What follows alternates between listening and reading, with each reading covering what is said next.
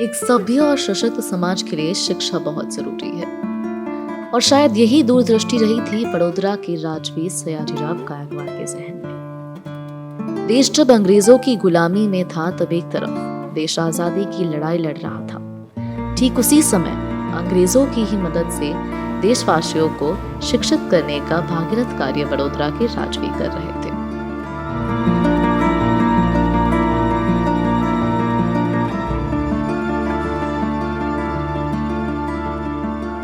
जहाँ गांव वहाँ स्कूल और जहाँ स्कूल वहाँ ग्रंथालय, इसी विचार को लेकर 1906 में बनी बड़ोदरा में लाइब्रेरी। एक अंग्रेज लाइब्रेरियन को भारत लाया गया और उनके मार्गदर्शन में बनी बड़ोदरा में लाइब्रेरी।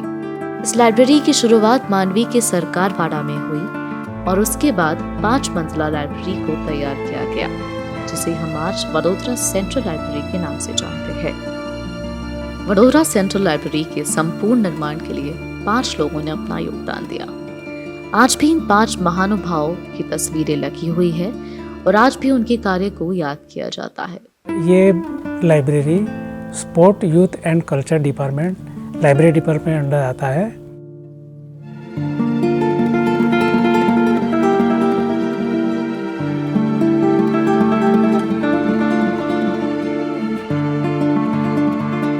ये जो लाइब्रेरी की शुरुआत हुई थी जब गायकवाड़ साहब अमेरिका, इंग्लैंड सब प्रवास कर रहे थे 1906 से 1910 दरमियान, तो उस टाइम पे वहाँ पे देखा कि वहाँ डेवलपमेंट है। बड़ौदा जब स्टेट था उस टाइम पे कुछ डेवलपमेंट नहीं था, तो वहाँ जो डेवलपमेंट पब्लिक को चाहिए कि भाई हॉस्पिटल है, लाइब्रेरी है, एजुकेशन है, उसके लिए गायकवाड़ सर ने पहले तो कंपलसरी एजुकेशन का 1907 में किया।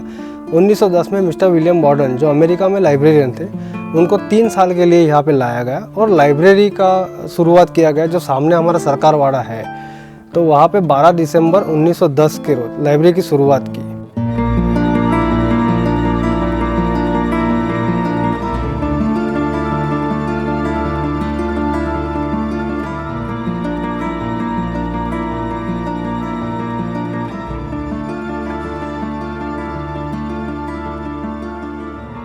वडोदरा सेंट्रल लाइब्रेरी बनने के बाद यह कार्य यही नहीं रुका।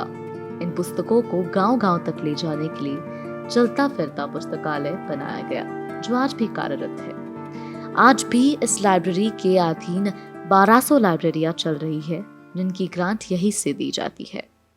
अभी विलियम बॉर्डन जब यहाँ पे आए थे तो वो 3 साल के लिए आए थे, तो उसके बाद कोई डेवलपमेंट के लिए आदमी चाहिए यहाँ पे कि भाई लाइब्रेरी को डेवलप कर सके। तो उसके लिए मिस्टर विलियम बॉर्डन ने मोती भाई अमीन को बुलाया गया और मोती भाई अमीन ने यहाँ पे लाइब्रेरी में शुरुआत की ग्राम ग्रंथालय और फर्तु पुस्तकालय। तो जो ग्राम ग्रंथालय है उसका कॉन्सेप्ट ये था, गांव त्या शाळा, शाळा त्या ग्रंथालय, यानी जिस गांव में स्कूल खोलेंगे वहीं पे लाइब्रेरी स्कूल के अंदर होनी चाहिए। वो ग्राम ग्रंथालय अभी भी कार्यरत है। उसमें से जो 1200 लाइब्रेरी है जो हम यहाँ से उनको ग्रांट रिलीज करते हैं। 7 भाषा में 3 लाख से अधिक किताबें और अपने अनोखे संग्रह के साथ साथ यह लाइब्रेरी अपने आर्किटेक्चर के लिए भी दुनिया में अनोखी है।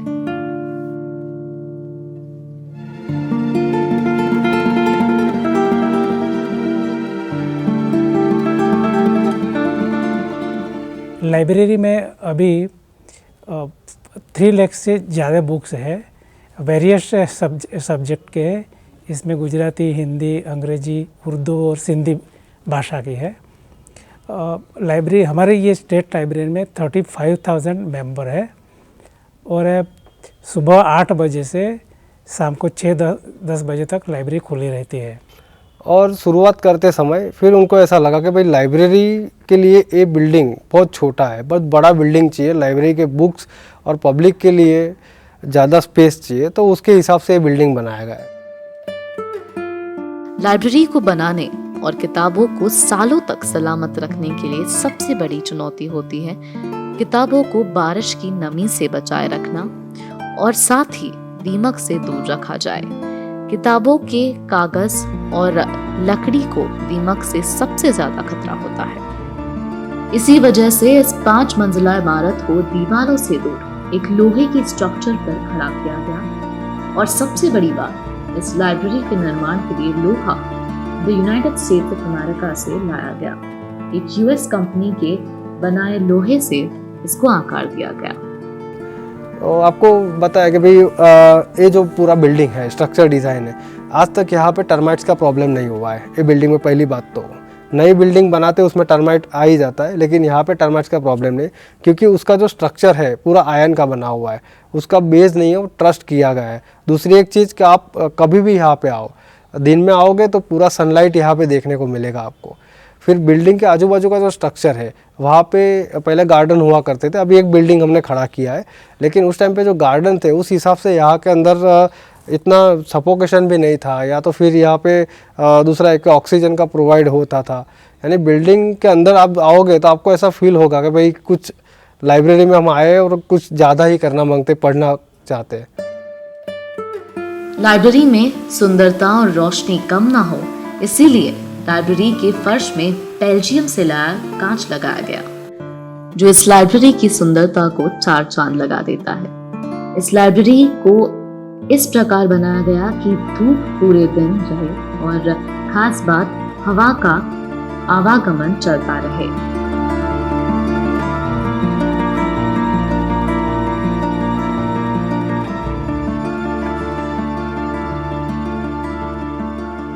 और एडविन ल्यूटिन जो थे उनको यहाँ पे बुलाया गया और इस बिल्डिंग का स्ट्रक्चर डिज़ाइन करवाया गया है। आप अभी देख सकते हो कि यहाँ पे पूरा जो रैक सिस्टम है उसका पूरे दिन यहाँ पे लाइट रहता है, क्योंकि वो ग्लास फ्लोरिंग बनाया गया है। और उसका जो यहाँ का मटेरियल्स है, जो आयरन का मटेरियल है, वो पेनकॉर्ड यूएसए कंपनी से मंगवाया गया था और पूरा लाइब्रेरी का बिल्डिंग स्ट्रक्चर तैयार किया गया। इस लाइब्रेरी की विशेषता की बात करें तो दुनिया की सबसे छोटी भगवत गीता और अंग्रेजी डिक्शनरी यहाँ मौजूद है, जिसकी लंबाई सेंटीमीटर में मापी जा सकती है।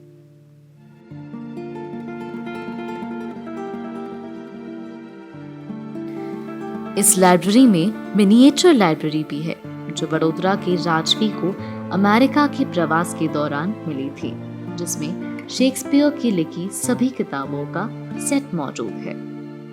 और दूसरा, जब गायकवाड़ साहब 1906 से 1910 में जब अमेरिका के प्रवास में गए थे, तो वहाँ के जो प्रकाशक है, पब्लिशर्स है, उन्होंने गायकवाड़ साहब को एक 73 बुक्स की एक मिनिएचर लाइब्रेरी, उसमें विलियम शेक्सपियर के सब नाटक के वॉल्यूम्स है और छोटी से छोटी गीता है, डिक्शनरी है, गोल्डन थॉट्स है, वो किताबों के अंदर, वो लाइब्रेरी के अंदर समावेश किया गया है।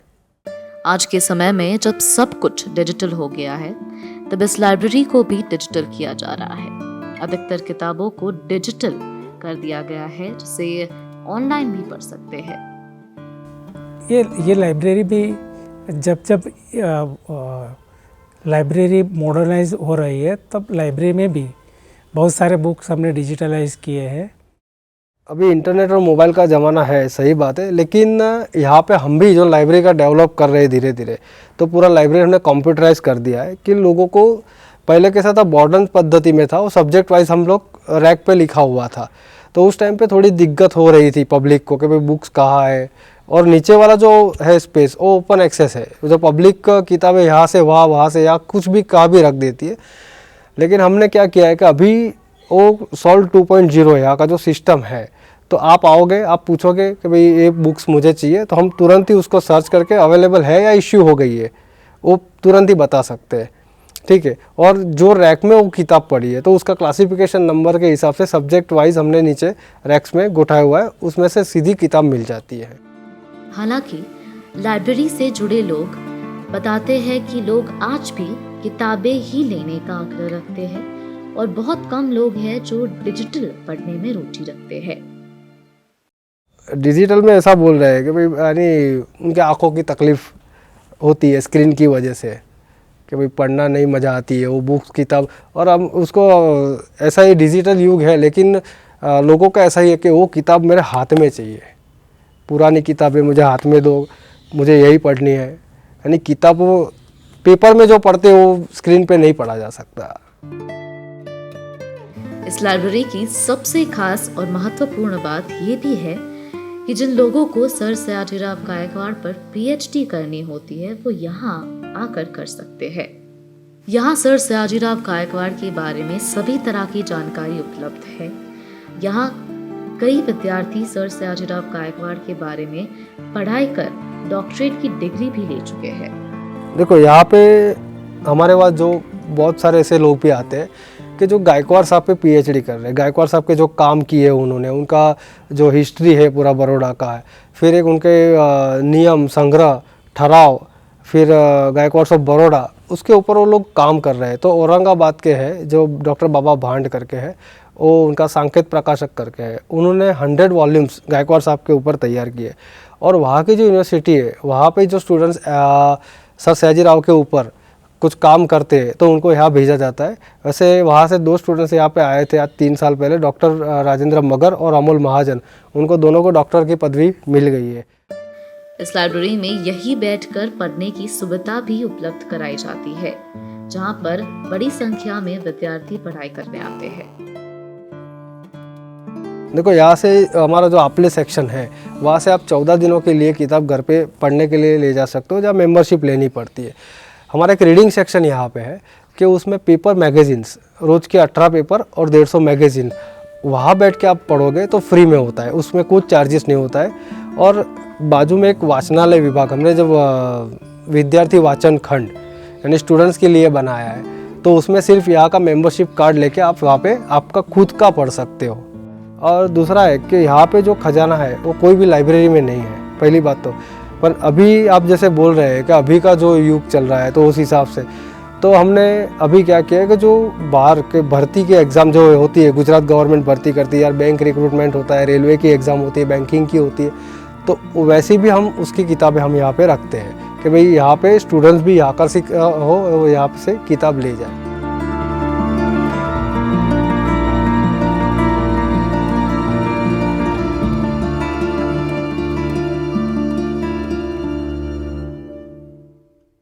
इस लाइब्रेरी में किताबें लेना और सदस्य बनना भी काफ़ी सरल है।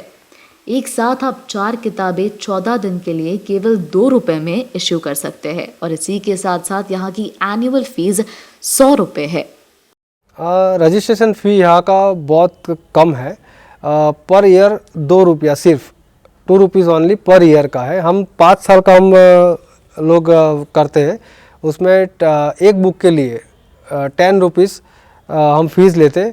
लेकिन ऐसा है कि हमारा जो फॉर्म होता है उसके अंदर आप गारंटर का सिग्नेचर लाओगे, तो गारंटर में होता है डॉक्टर, वकील, चार्टर्ड अकाउंटेंट, स्कूल का प्रिंसिपल या फिर गेजेटेड ऑफिसर क्लास 1 क्लास 2, कोई भी एक का सिग्नेचर, स्टैम्प, उनका घर का एड्रेस, ऑफिस का एड्रेस और उनका मोबाइल नंबर, इतनी चीज़ लाते हो तो आपको 40 रुपये डिपॉजिट और 10 रुपया फ़ी, 50 रुपीज़ में आपको बुक यहाँ पे मेंबरशिप मिल जाती। अगर कोई गारंटर नहीं दे रहा है आपको, तो जो अपना डिपॉजिट है वो 100 रुपीज़ हो जाएगा और 10 रुपये आपका फ़ी रहेगा, यानी 110 रुपये में आप यहाँ पे मेंबरशिप ले सकते हो। और इस लाइब्रेरी में तकनीक का उपयोग कर किताबें लेना और जमा करने के लिए मशीन का उपयोग होता है।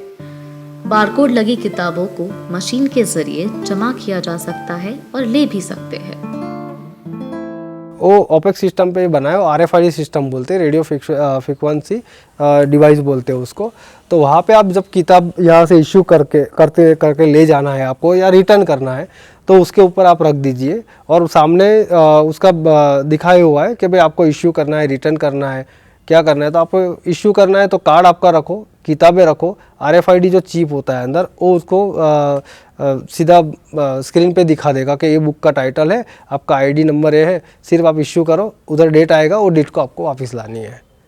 और दूसरा एक हमने रखा है, उसमें किताब सिर्फ आप जब लेट नहीं लाते हो, टाइम टू टाइम लाते हो, तो आप वो सीधा उसमें ड्रॉप बॉक्स में आप डाल दीजिए, तो आपको पर्ची बाहर आएगी, आप लेके कभी आपकी बुक रिटर्न हो गई है। इस लाइब्रेरी की पुस्तकों का एक अलग ही महत्व है। इन सभी पुस्तकों को मेडल्स भी मिले हैं। इस लाइब्रेरी की किताबों को कोटा और ग्वालियर में आयोजित एग्जीबिशन में गोल्ड मेडल भी मिल चुका है। जो यहाँ पे किताबें हैं, एग्रीकल्चर के ऊपर जो किताबें थी, उसका एग्जीबिशन कोटा और ग्वालियर में किया और वहाँ के जो महाराजा थे उस टाइम के, उन्होंने ये लाइब्रेरी को गोल्ड मेडल दिए गए थे, वो भी आज हमारे पास है। तो ये थी वडोदरा की सेंट्रल लाइब्रेरी पे हमारी रिपोर्ट। आपको हमारी रिपोर्ट कैसी लगी ये हमें कमेंट सेक्शन में जरूर बताइए। सब्सक्राइब कीजिए हमारा चैनल।